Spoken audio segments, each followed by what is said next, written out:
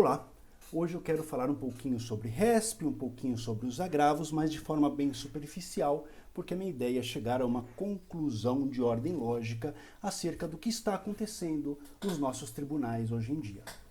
Bom, o recurso especial ele é um recurso que é manejado para o STJ, para que o STJ julgue causas que foram decididas em única instância ou em última instância pelos tribunais, sejam os tribunais regionais federais, sejam os tribunais de justiça do Estado de São Paulo, ou seja, aquilo que a gente chama de forma até vulgar de segunda instância. Quando que o RESP ele é cabível? O RESP é cabível quando a decisão recorrida contraria lei federal ou tratado federal. Tá? Esse é o principal caso de incidência dele. Em outras palavras, então, nós temos que o RESP serve para levar ao conhecimento do STJ uma infração à legislação federal que foi promovida pelas segundas instâncias do Poder Judiciário. Esse recurso especial ele passa por dois juízos, né? O primeiro é de admissibilidade, o segundo é de mérito.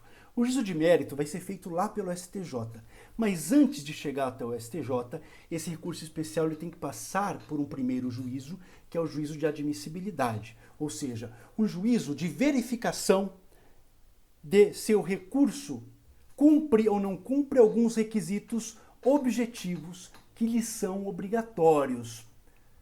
E muitos desses requisitos objetivos que lhe são obrigatórios, eles não são legais. A maioria desses requisitos objetivos foi literalmente criada pelo STJ por um único motivo, para impedir que os recursos especiais subam em grande quantidade e com isso o STJ tenha muito trabalho para fazer. E por que eu disse subam? Acabei de falar, né? Porque quem faz o juízo de admissibilidade não é o STJ, é o Tribunal de Segundo Grau. Então, como acontece? O advogado ele apresenta o recurso especial para o tribunal que deu a decisão que contrariou a lei federal. E esse mesmo tribunal que contrariou a lei federal é quem vai dizer se o recurso especial cumpre os requisitos objetivos ou não. Para vocês terem uma ideia, eu tenho um caso em que eu citei no meu recurso especial por seis vezes o dispositivo da lei federal que o Tribunal de Justiça do Estado de São Paulo tinha contrariado com a decisão dele. E o desembargador que fez o juízo de admissibilidade teve a desfaçatez, ele teve a cara de pau de dizer que eu tinha deixado de citar o dispositivo de lei federal e por isso ele não admitiu o recurso. Para vocês terem uma ideia de como está o sistema. E quando isso acontece, o que o advogado pode fazer? Vai depender. Não vou entrar muito nesse mérito aqui, mas ele pode, a depender do motivo de não aceitação do recurso, interpor um agravo interno para o próprio tribunal, para que seja novamente julgado esse pedido, esse RESP, por um colegiado, por um grupo de desembargadores, ou, a depender do motivo de não aceitação do recurso, ele deve interpor um agravo em recurso especial direto para o STJ. Vamos lá. O artigo 1022 do Código de Processo Civil, 1022, ele diz que cabem embargos de declaração contra qualquer decisão judicial. Mais uma vez, cabem embargos de declaração contra qualquer decisão judicial. Certo? Para que serve os embargos de declaração? Para você aclarar, para você trazer ao lume alguma coisa que ficou duvidosa na decisão judicial, ou se a decisão judicial foi contrária a si mesma. Você se utiliza desses embargos de declaração para que aquela pessoa que deu a decisão, que decidiu, esclareça essa sua decisão. Então, diz o Código de Processo Civil, no seu artigo 1022, que cabe embargos de declaração contra qualquer decisão judicial. Vamos pensar, portanto, num caso prático. Teve um acórdão do Tribunal de Justiça, eu não gostei deste acórdão, então interpus o recurso especial. Dessa interposição, o presidente do tribunal, que é quem recebe esse recurso, não admite o recurso especial, por algum motivo, faltou algum elemento objetivo lá. Tá? Essa não admissão que o presidente do tribunal determinou, é uma decisão judicial, não é? Então, se de acordo com o artigo 1022, cabe embargo de declaração contra qualquer decisão judicial, é um imperativo lógico que nós temos que concluir que cabe embargo de declaração contra a decisão do presidente do tribunal que não admitiu recurso especial, não é mesmo? Isso aconteceria realmente na prática se nós fôssemos um país sério.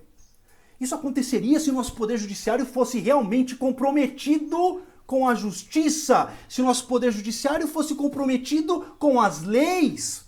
Talvez aí sim isso funcionasse. Mas nós estamos no Brasil, terra de ninguém. E o que disse o nosso querido STJ nesse sentido?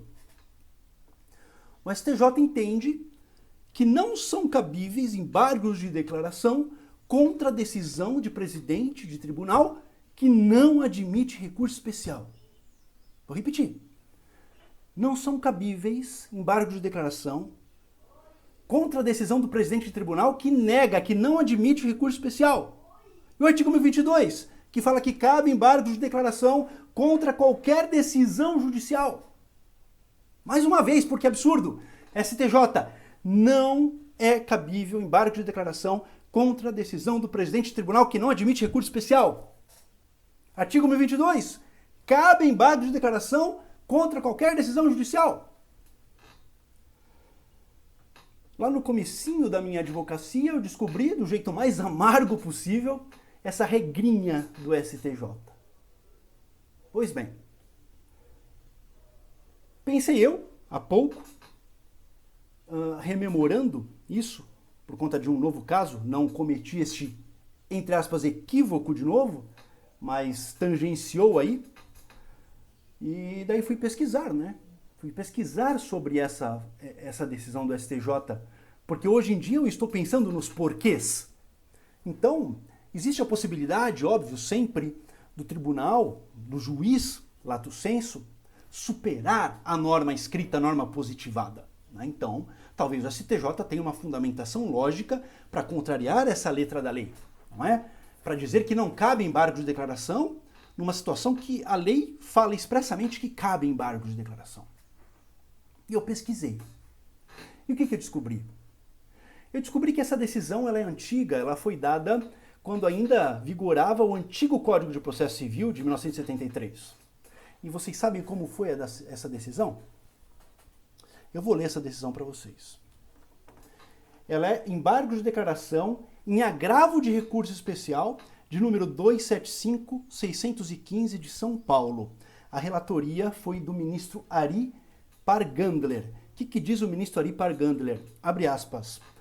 O desate do tema decidendum depende de saber se a oposição de embargo de declaração, a decisão que na instância ordinária nega seguimento a recurso especial, interrompe o prazo para interposição de agravo para o Superior Tribunal de Justiça. Sim, essa é a contenda. Daí vem a solução. Olha a solução.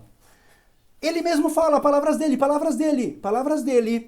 A jurisprudência, sem explicitar a respectiva motivação, tem se orientado no sentido de que esse prazo não é interrompido. Eu vou ler de novo. A jurisprudência, sem explicitar a respectiva motivação, tem se orientado no sentido de que esse prazo não é interrompido. Ou seja, meus caros, não existe nenhuma motivação para essa orientação. Nenhuma!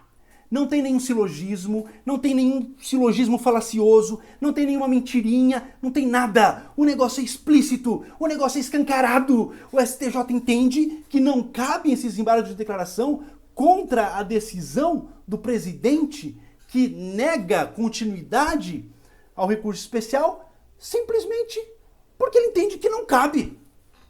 E ponto, acabou. Nós estamos numa situação em que o STJ e, portanto, os tribunais regionais federais e os tribunais de justiça estaduais, todos eles descumprem direta e diametralmente uma lei federal sem qualquer razão jurídica e não escondem isso. Aí eu tenho duas coisas para dizer. Se a justiça fosse séria, ela não faria isso. E se nós fôssemos sérios, nós jamais aceitaríamos esse tipo de arbitrariedade do Poder Judiciário. Ah, César, mas o STJ está abarrotado de trabalho. Azar o dele! Nós estamos falando aqui de justiça, nós estamos falando de justiça metafísica, nós estamos falando de Diké, nós estamos falando daquela deusa, filha de Temis, que segura uma balança exatamente para encontrar o meio termo entre o excesso e a falta, entre os extremos. Se não existe isso, não existe justiça. E se não existe justiça, o que nós temos instalado aqui nesse país nada mais é do que um grupo de pessoas, uma casta que se coloca acima dos ensinamentos doutrinários, uma casta que se coloca acima das leis, uma casta que se coloca acima do dar a cada um o que é seu. Uma casta que se coloca acima da própria justiça e, como escárnio, coloca o próprio nome dela de justiça. É lamentável, meus caros. É lamentável.